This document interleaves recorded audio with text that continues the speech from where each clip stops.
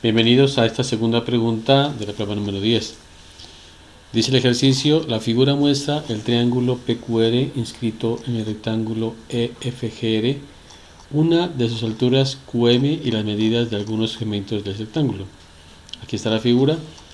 Dos procedimientos correctos que se escriben para calcular el área del triángulo PQR. Procedimiento número 1: se calcula el área del rectángulo EFGR y a este valor se le restan las áreas de los triángulos FPFQ, EPR y QRG. Procedimiento número 2: se calculan la altura QM y la base PR del triángulo a partir de dos existentes. Luego la multiplicación de estos dos valores se divide entre 2. Una persona afirma que es más rápido utilizar el procedimiento 1 que el procedimiento 2. Un argumento que puede utilizar esta persona para justificar correctamente su afirmación es el siguiente. Bien, antes de analizar las opciones, tengamos en cuenta lo siguiente.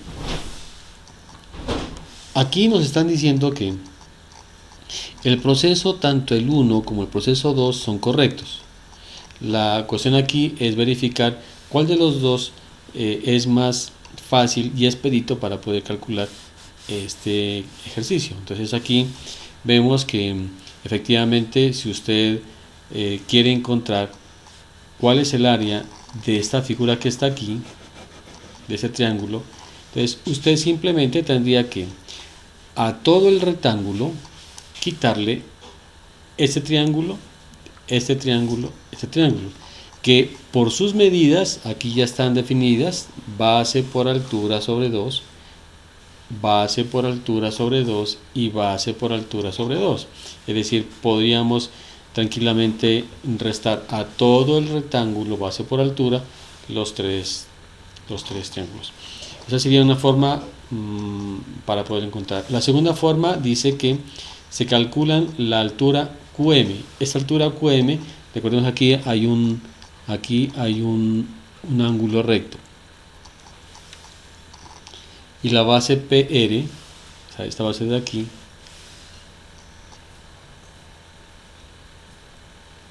y a partir de esos valores hay que multiplicar los dos y luego entre 2. Es decir, el procedimiento es igual, pero mire que para poder hacer eso, primero nos tocaría aquí calcular cuánto vale esta hipotenusa en este triángulo de acá. Es decir, aquí habría que aplicar Pitágoras antes de hacer cualquier ejercicio. Y aquí, en este caso de aquí, una vez que yo tenga ese valor, tendría que determinar cuánto vale esta parte de aquí. Es decir, se puede calcular, pero hay que hacer unos cálculos previos.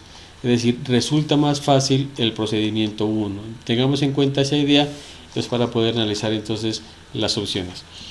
En la opción A dice: el primer procedimiento requiere solo el cálculo del área de rectángulos. El segundo requiere el cálculo del área de triángulos. No, el primero requiere cálculo de área de rectángulos y triángulos, por lo tanto la opción A está descartada. En la opción B, el primer procedimiento se puede efectuar con los datos que se muestran en la figura. Sí, efectivamente. El segundo requiere calcular información adicional. Pues esta puede ser una información válida. El segundo procedimiento requiere realizar una multiplicación y una división.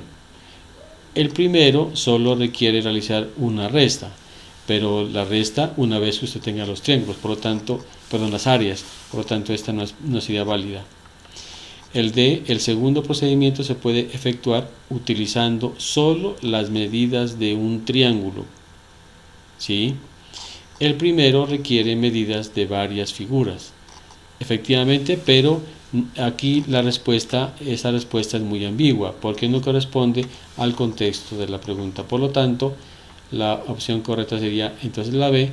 El primer procedimiento se debe efectuar con los datos que se muestran en la figura, efectivamente, y el segundo requiere calcular información adicional. Por esto es que es más fácil hacer el primer procedimiento que el segundo.